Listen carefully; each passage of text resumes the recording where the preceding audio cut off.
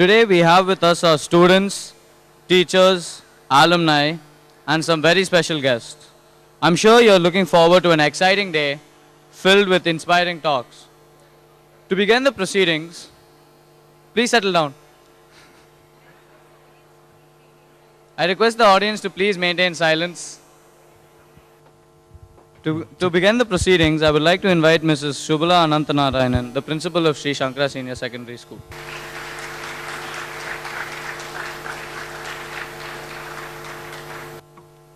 Good evening. Dear students, alumni, parents, colleagues, and distinguished speakers of this evening. It is indeed a proud moment for me to stand before this gathering of the students, of past and present students of Sri Shankara Senior Secondary School. It is a momentous occasion for a 40-year-old institution to have its alumni gathering together to strengthen their bond with their alma mater. It is indeed a proud moment for all of us.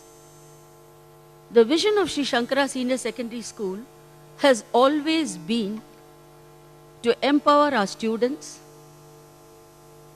to face challenges in life and evolve as socially and morally committed, responsible citizens. Over the years, the school has grown from strength to strength, and so have the aspirations and the expectations from the society, the parents, and the students alike. On this occasion, I would like to acknowledge the wonderful support and inspiration that the management of the school has been giving this institution.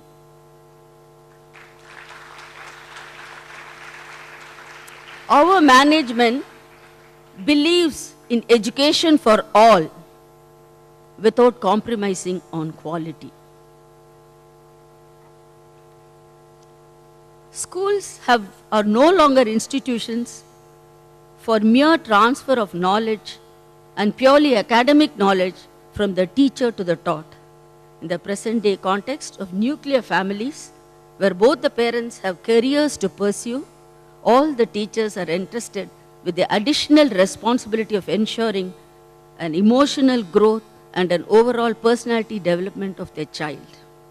With this being the situation, I think we have to relook at what is true education in its sense. I think the purpose of education is lost if we have not developed those qualities in the young minds and capabilities which will add value to the society. I think an education should be a man-making education and not a mere transfer of knowledge. We claim we live in a world of knowledge explosion, technological advancement, and of course we say the whole world is in my desktop now.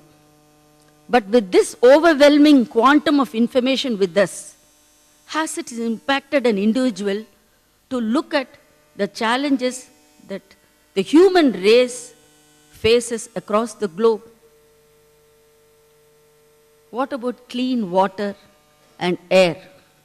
The very basic elements for existence of life on earth. It has become so precious and rare. Is it not the responsibility of each one of us here to strive and seek a solution to such a problem of such magnitude?